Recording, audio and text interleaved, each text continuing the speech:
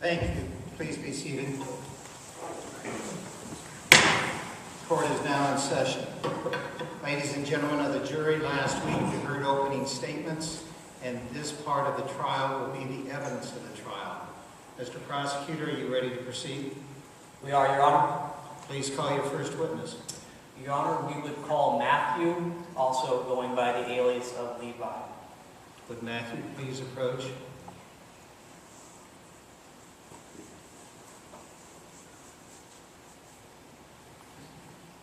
Please raise your right hand. Do you solemnly swear to tell the truth, the whole truth, and nothing but the truth, so help you God? I do. Please be seated. Please proceed. Thank you, Your Honor.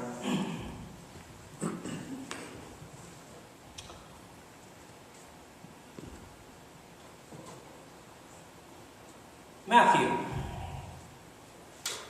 according to the records that we have, you are a tax collector of the Roman government. Is that not correct? Yes, I was a tax collector. As a tax collector, you were hired to sit at a toll booth along the road leading from the Sea of Tiberias, also called Galilee. There you collected a set tax on the fish or merchandise being taken to the market. Your employer had actually already paid the tax in a contract with the Romans and allowed to charge a certain amount over that as profit. He then hired people like you to collect that tax, plus the profit. Is that not correct? Yes. It is well known that corruption was rampant in this system. Both the owner of the contract and a person in your position, Matthew, the collector of that tax, overcharged and then skimmed off the top. In addition, since you represented the Roman oppressors, you were hardly popular. Yet sneers were a small price to pay for the comfortable living your profiteering could afford. And you did have other friends, other sinners. We weren't all like that. Okay, but as to the day in question, you were sitting in your tax booth, and this man, Jesus, came up to you and out of the blue said, "Follow me." And then you dropped everything and followed him. Is that not correct? Yes. Have you ever met this Jesus before? Have you ever had dealings with him? Have you ever heard him preach? No, but in the work I did, I would usually catch the latest news. And this Jesus, everyone was talking about the wonderful rabbi who preached about God's concern for all people, healed the sick, and best of all, who accepted people whom others neglected. So when he looked at me, peering, it seemed into my very soul. When he didn't turn away in disgust, but rather looked at me with love and acceptance, I simply couldn't resist his call. Okay, I'm sure that was a moving experience. Let's move on. I understand that you invited him to your home for dinner, and he actually accepted. And there were other guests at that dinner as well. And I'm sure they were religious types, right? Priests and rabbis? Not exactly.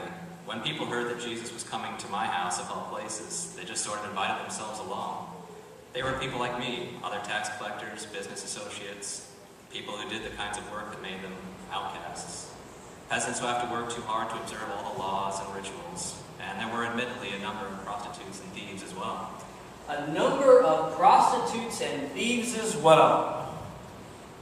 Jury, a so-called religious leader, a representative of God, surrounded by a house full of sinners. That certainly says something about this Jesus, doesn't it, Matthew? Oh, there were some Pharisees hanging around the perimeter. I could tell from the looks on their faces they weren't too pleased. They even asked some of the disciples why Jesus was eating with tax collectors and sinners. Scorn and criticism that dripped off every word. But Jesus overheard them, and he said the most provocative thing. "It is not the healthy who need a doctor," he said, "but the sick." Okay. Why is this so profound?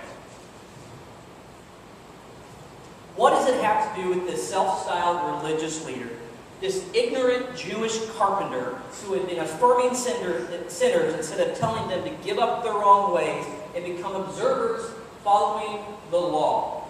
He simply comes across as vague and misleading, doesn't he? It's hardly true. Jesus' message, his entire ministry, led with a call to repent, to turn away from old ways, to turn toward God's way. Plus, he went on to explain himself. He quoted Hosea, where God spoke to the prophet saying, I desire mercy, not sacrifice. I desire mercy, not sacrifice. What's that supposed to mean? From what I remember learning from the rabbis as a child, that was God's condemnation of the priests of Israel, a judgment of their emphasis on performing perfect rituals rather than teaching the people how to fulfill the covenant, how to be God's people. God was telling the so-called religious leaders that they were to blame for the immorality and ignorance of the people. Excuse me? I'm a counselor. I'm an attorney, and you here are giving me a history lesson on Jewish history? This isn't history. It speaks to today. Jesus was comparing the Pharisees of his day with the priests of Hosea's time. The Pharisees were following rigorous observances of laws and rituals and demanded that everyone else follow the example. Yet they were failing to teach people God's love. The letter of the law was superseding the spirit of the law, a law that instructs us how to be family, united with our Father, and with each other in a bond of mutual, respectful, and self-effacing love. Your Honor, I've heard enough of this. If the Pharisees could have seen their own sin, the same sin as that of the priests at Hosea's time, when they could have joined the rest of us sinners at the table, Jesus didn't come to build up the egos of the superficially religious, nor did he come to affirm those who try to save themselves by seeming to be good. Jesus sees into every human heart. He knows our sin is universal, and he calls into those hearts. He called into mine. He said, follow me. He said that to me, a man whose heart was filled with sin. And I did follow him. I followed him to the cross, and there he took my sin away. Your heart is filled with sin. All of ours are. Even the righteous who think they're being saved by doing everything right. Follow him. Your Honor, this is heresy.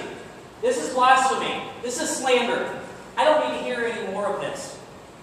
Jesus came to save sinners like you and me? How dare he?